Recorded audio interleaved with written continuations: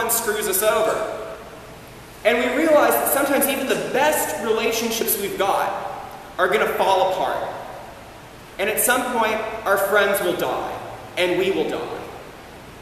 So in some way or another, everything about this life seems unreliable, hard to have a relationship with. Now, here's the funny thing. You and I, when we say that we believe in God, and we say that we have a relationship with this one who is faithful and true, this one whose work is the universe, and who will take this broken and hurting and suffering universe and transform it in the end, that it will be as good as it was on day number one. That's crazy.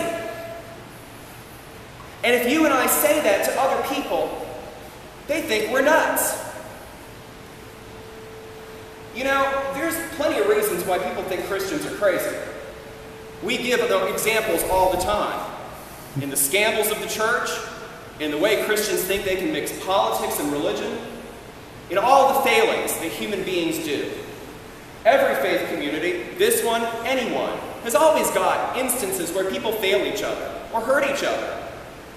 And yet, we are being called to do the work of mission in proclaiming a God that is reliable and true, trustworthy, and always there. And not just always there in the past, but this God who is leading us forward. When Paul speaks in the second time that he writes to the church in Corinth, that messed up, failed, incompetent group of Christians in Corinth, he says to them, you know, when you get this sense of heaven into your heart, this sense of God's power, you don't want to give it up. In the midst of all of your imperfections, in the midst of the imperfection that you are as this creature made of bones and flesh that's one day going to die, you have a bit of the divine life living inside of you. And that's the thing that's got to come out into a world where nothing can be trusted. Into a world where everything at some point is going to fail or die. When Jesus invites you and me into this kind of life, of proclaiming not just the goodness of God, but the faithfulness and the reliability of God over and against any human failing, that looks nuts. But you know what? That's the kind of craziness we are called to engage in. This summer and into the fall, our church has received an incentive grant from the Diocese of Chicago from our congregation's commission. It was for the amount of $1,700, and we are going to use that money toward advertising and marketing and setting up events in this neighborhood so that we can get the word out. And not only get the word out, but form relationships with people. And form relationships that mean that you and I go out into this neighborhood and meet people and ask them, what really matters to you in your life right now? And if you're looking for a spiritual home, what are you looking for? Those two questions, what's most important in your life? And what are you seeking in a spiritual home? Are the questions you and I need to ask really hundreds of people in the Logan Square neighborhood.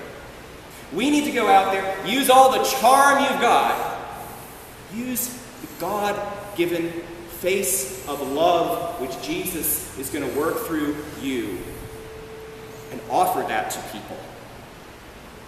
We're going to be training people to do that. We're going to be asking your good humor. We're going to be passing out lots of ice cream too.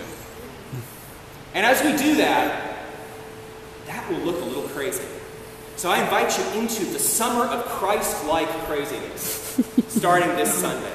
And I mean that, Christ-like craziness, not Christian craziness, because the world is full of crazy Christians.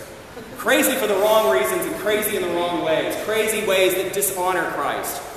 But if Jesus has gone into the world and ended up looking like he failed on the cross and yet rose from the dead, you and I can do this by the power of God's grace. Going out into this neighborhood and developing relationships. And in the midst of all of these relationships, some of which may never come to pass, some of which may just be in transition, of course, to something else, You and I are allowing a little bit of the glory of God to shine through this world where one layer after another of mistrust, unreliability, failure, sin, brokenness, wickedness, weakness, incompetence is slathered all over the crust of this planet. A little bit of God's glory is what humanity needs. And a little bit of God's glory shining through your life and mine in this summer of Christ-like craziness is what I believe Logan Square needs. As we go into this summer of Christ-like craziness, we're going to keep praying for each other. We're going to pray for the people who are in this neighborhood who are seeking a spiritual home. People who are thirsty for a conversation which is about something of substance. What matters to you in your life right